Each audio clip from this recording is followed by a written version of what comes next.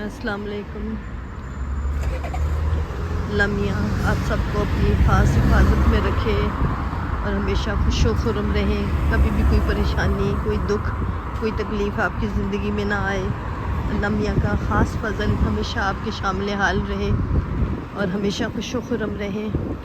हाँ, तो मैं आपको अपनी कैंसर की स्टोरी सुना रही थी और अभी वहाँ तक पहुँची थी कि कीमो के लिए मेरे वो टेस्ट वगैरह हो रहे थे और उसके बाद मेरे स्टिचेस अभी उतरने थे, तो वो सारा कुछ ये प्रोसेस चल रहा था। तो मैं डॉक्टर ने टाइम दिया तो मैं हॉस्पिटल गई, तो मेरी बेटी भी मेरे साथ थी। डॉक्टर ने कहा कि आज इनकी स्टिचेस उतारने हैं। मुझे वो अपने अंदर थे, जो भी उनका कमरा था उसमें ले गए। तो मेरी बेटी कहने लगी कि नहीं, मैंने भी जाना है।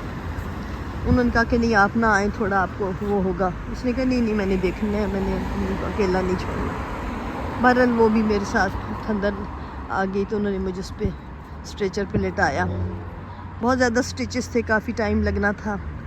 अभी मेरे स्टिचेस उतर रहे थे, कभी तकलीफ़ भी हो रही थी क्योंकि अभी वो काफ़ी कई हील थोड़े थोड़े नहीं भी हुए थे। तो एकदम मुझे धड़ाम से आवाज़ आई, तो मुझे नहीं पता लगा कि क्या हुआ। मैंने पूछा भी तो उन्होंने कहा कि नहीं कोई नहीं, आपकी बेटी थोड़ी सी वो ऐसे गिरी है, उसको हमने बाहर भेज दिया। मैंने कहा शायद कुछ पौन गिर अटका होगा या किसी चीज़ से गिरी होगी, तो चलो कोई बात नहीं है, मैं उसको अपने स्टिचेस तो उतरवाऊँ। मुझे बहुत तकलीफ़ भी हो रही थी कि स्टिचेस उतारते हुए, लेकिन मैं उसकी वजह से ना कोई मुँह से वो निकाल नहीं रही थी आवाज़, कि वो परेशान ना हो जाए।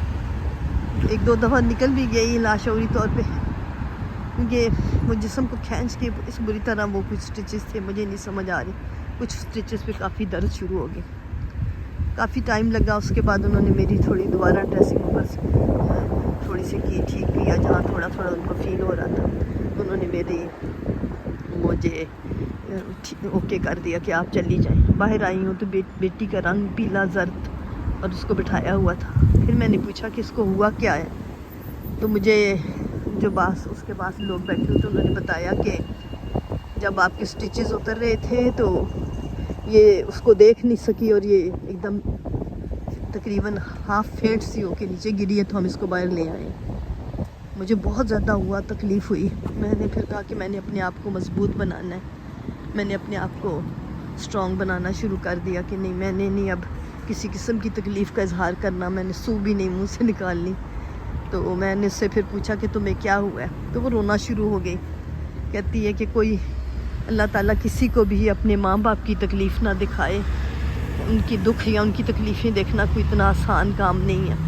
तो मुझे याद आ गया कि वाकई ना, मैंने अपनी माँ को जब तकलीफ़ में देखा तो मुझे किस कदर दुख लगता था और मैं कितनी परेशान होती थी।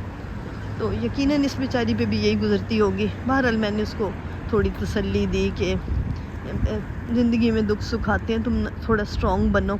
वो भी मेरी खातर मजबूत बनती, मैं उसकी खातर मजबूत बनी रहती। तो घर आ गए। अब मुझे कीमो के लिए अपने आप को प्रिपेयर करना था। कीमो मेरे लिए इतना खौफज़दा था कि मैं ना कई दफ़ा उसका नाम मेरे थोड़ा, जैसे कैंसर ने मुझे बहुत परेशान किया, उसके बाद जिस चीज़ ने सबसे ज़्यादा मुझे दोबारा परेशान करना शुरू किया वो कीमो थे। कीमो के लिए भी मैं बहुत ज़्यादा परेशान होना शुरू हो गई। डेट दे दी डॉक्टर ने और मुझे पहले कीमो के लिए जाना था।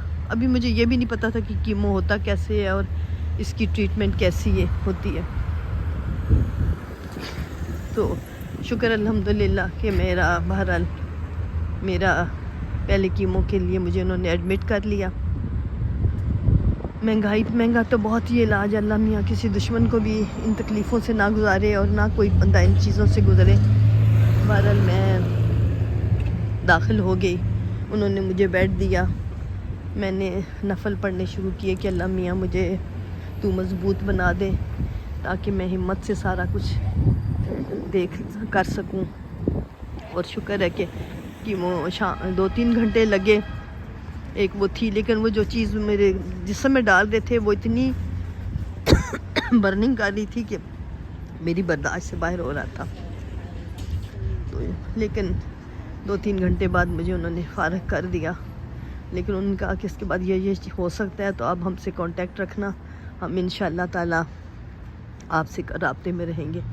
انہوں نے مجھے گھر بھیج دیا، رستے میں میری بیٹی نے کہا کہ امی تھوڑا سا کچھ کھا لیں، یہ نہ ہو کہ آپ کو، لیکن میں اتنی گھبرائی ہوئی تھی میں نے کچھ بھی نہیں کھایا۔ اور تھوڑی دیر ہم سامنے ایک ہوٹل سا تھا، وہاں بیٹھ کے تھوڑا سا کھانا سا اس نے بھی کھایا، میں نے بھی کھایا، اور پھر ہم گھر آ گئے۔ پھر اس کے بعد جو بیتی وہ میں انشاءاللہ آپ کو اگلی قسط میں بتاؤں گی۔ بس اپنی دعاؤں میں یاد رکھیں، اللہ تعالیٰ آپ کو اپنی حفاظت میں رکھے، کبھی کوئی تکلیف دکھ آپ کی زندگی میں نہ آئے، اور اللہ کا فضل ہمیشہ آپ کے ساتھ ہو۔ اللہ حافظ۔